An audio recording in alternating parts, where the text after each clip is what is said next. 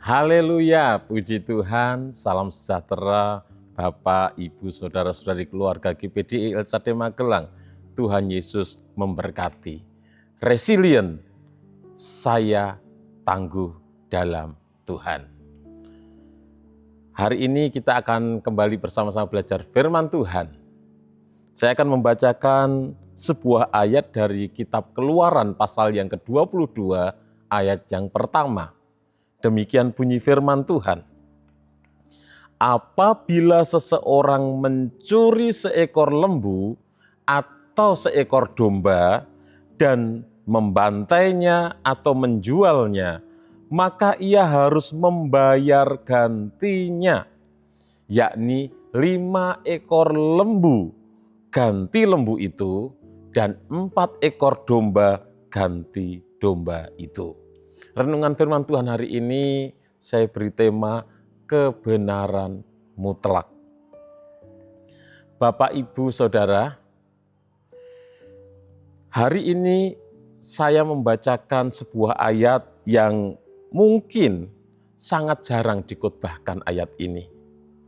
Sekilas ayat yang saya bacakan ini seperti pasal hukum biasa. Kalau mencuri, mengganti. Seperti undang-undang pidana. Tetapi firman Tuhan tidak pernah sekedar hanya hukum. Tidak pernah sekedar hanya peraturan. Tetapi di balik hukum ini ada satu karakter Allah yang dinyatakan.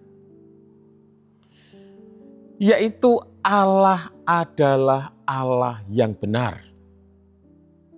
Allah itu benar. Dan kebenaran Allah itu mutlak. Hari ini kita akan belajar tentang kebenaran yang mutlak. Artinya kebenaran itu harus dilakukan oleh umat Tuhan. Tidak bisa tidak.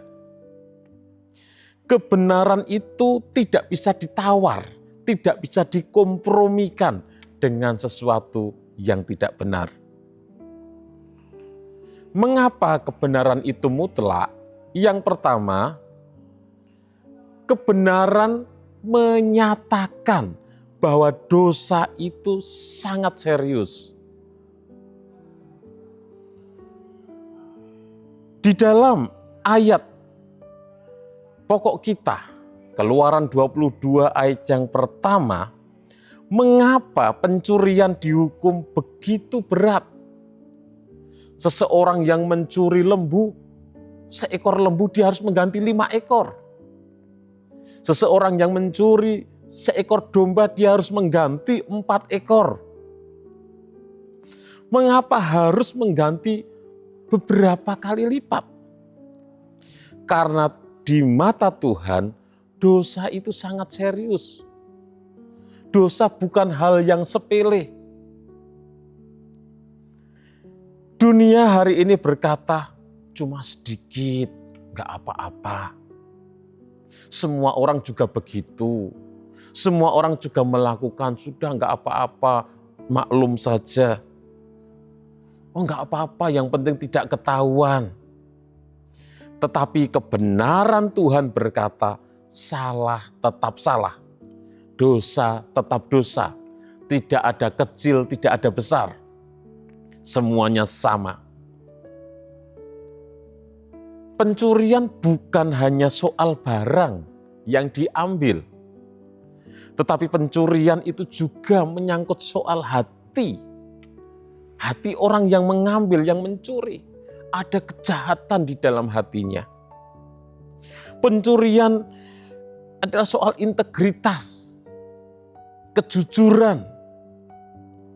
Pencurian adalah pelanggaran terhadap kebenaran Allah. Jadi seseorang yang mengambil bukan miliknya, dia melanggar kebenaran Allah. Seseorang yang mengambil bukan haknya, merugikan orang lain yang diambil barangnya, dan dia melanggar kebenaran Allah. Tuhan sedang membentuk umatnya supaya hidup berbeda dari bangsa-bangsa lain. Tuhan membentuk umatnya supaya umat Tuhan hidup dalam standar kebenaran Allah. Bapak, Ibu, Saudara, hari ini kalau hati kita mulai mentoleransi dosa yang kecil, yang kita anggap, wah nggak apa-apa, kan cuma ini, dan lain sebagainya.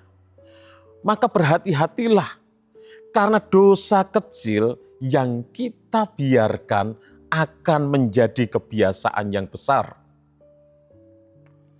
Dosa kecil yang kita biarkan akan menjadi kebiasaan yang besar.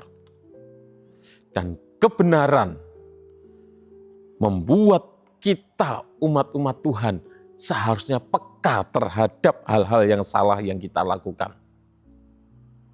Tanpa kebenaran, hati kita akan terbiasa melakukan hal yang tidak benar, terbiasa melakukan yang salah, terbiasa melakukan dosa. Kalau tanpa kebenaran, dan kita akan menjadi kebal dan bebal hati kita. Jadi kebenaran itu menyatakan bahwa dosa itu sangat serius. Yang kedua, kebenaran itu mutlak, sehingga menuntut tanggung jawab kita sebagai umat-umat Tuhan. Tuhan tidak hanya berkata jangan mencuri, tetapi jika mencuri harus mengganti lebih banyak dari yang diambil. Artinya apa? Kebenaran selalu menuntut pertanggungjawaban. Kebenaran bukan hanya pengakuan di mulut, tetapi keberanian memperbaiki kesalahan. Itulah sebabnya ketika Sakeus bertobat, dia berkata, kalau ada orang yang pernah aku peras, aku akan menggantinya, aku akan mengembalikannya 4 kali lipat. Mengapa 4 kali lipat? Karena Sakeus mengerti prinsip kebenaran. Bapak, Ibu, Saudara, kita sering kali mau diampuni, tetapi tidak selalu mau bertanggung jawab. Maunya diampuni, tetapi tidak selalu mau bertanggung jawab.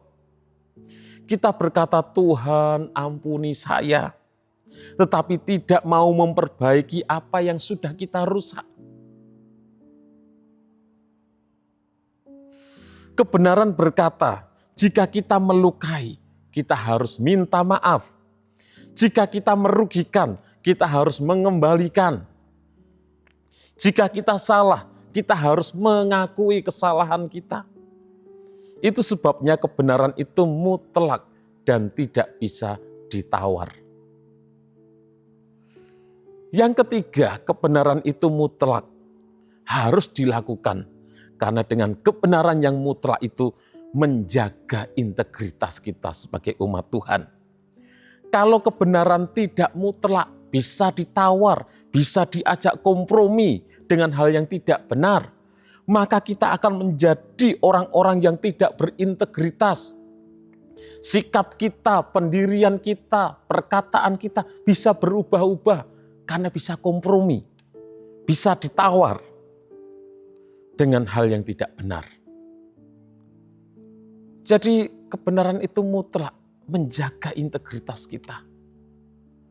Pencurian merusak kepercayaan, dan tanpa kepercayaan tidak ada hubungan yang sehat, tidak ada relasi yang bisa berjalan dengan baik. Dalam keluarga kalau tidak ada kebenaran, rumah tangga itu akan rapuh. Dalam pelayanan kalau tidak ada kebenaran, maka gereja itu kehilangan kuasa. Dalam pekerjaan kalau tidak ada kebenaran, maka kepercayaan dan reputasi itu akan hancur.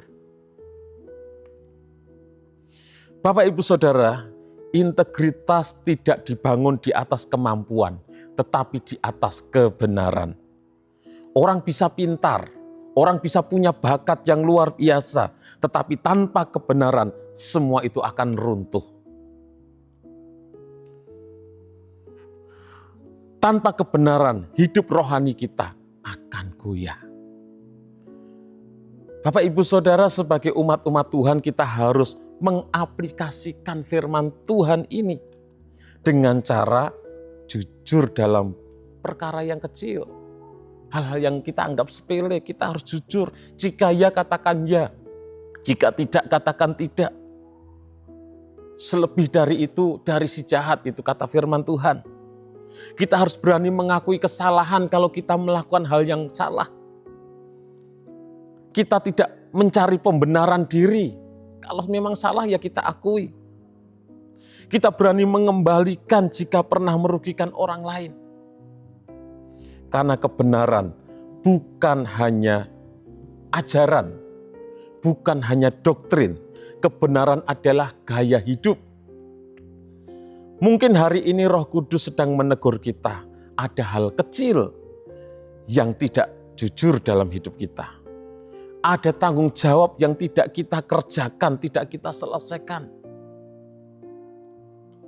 Ada hubungan yang perlu dipulihkan, jangan menunda-nunda. Karena orang yang hidup dalam kebenaran akan berdiri teguh. Tetapi orang yang bermain-main dengan kebenaran akan goyah. Bapak Ibu Saudara, dari Keluaran 22 ayat 1 mengingatkan kita bahwa Allah adalah Allah yang benar. Kebenaran itu mutlak, menyatakan dosa itu sangat serius, menuntut tanggung jawab, dan kebenaran juga menjaga integritas kita. Hari ini mari kita memilih kebenaran. Bukan hanya tahu kebenaran, bukan hanya mengajarkan kebenaran. Karena ketika hidup kita diikat oleh kebenaran, kita akan berdiri teguh dalam segala musim kehidupan. Tuhan menolong Bapak Ibu Saudara, menolong kita semuanya. Tuhan Yesus memberkati. Terima kasih kepada Bapak Ibu Saudara yang sudah dengan setia mengikuti Renungan 79. Kiranya menjadi berkat bagi kita semuanya. Bagi Bapak Ibu Saudara yang ingin didoakan dengan pokok doa tertentu atau ingin menyampaikan kesaksian, dapat menyalurkan melalui chat WhatsApp di nomor 0813 2742 0088. Mari kita berdoa. Terima kasih Tuhan, kami bersyukur punya Allah yang sungguh dan sangat mengasihi kami. Kami orang-orang yang tidak benar, tetapi Engkau sudah membenarkan kami. Engkau sudah menguduskan, mengampuni kami. Dan Engkau mau kami hidup di dalam kebenaran-Mu. Terima kasih buat setiap kebenaran firman-Mu yang menuntun kami, membawa kami kepada kebenaran itu. Terima kasih buat Roh Kudus yang memampukan kami, menolong kami, memberi kesanggupan untuk kami dapat hidup di dalam kebenaran itu. Terima kasih Tuhan, memberkati seluruh umat-umat-Mu dimanapun mereka berada. Ya Tuhan, kiranya kami keluarga GPD LSAD Magelang terus percaya kepada kasih setia-Mu, bersorak-sorak karena penyelamatan-Mu. Kiranya kami menaikkan pujian untuk-Mu, karena Engkau telah berbuat baik kepada kami. Dalam nama Tuhan Yesus Kristus, kami berdoa bersyukur. Haleluya. Amin.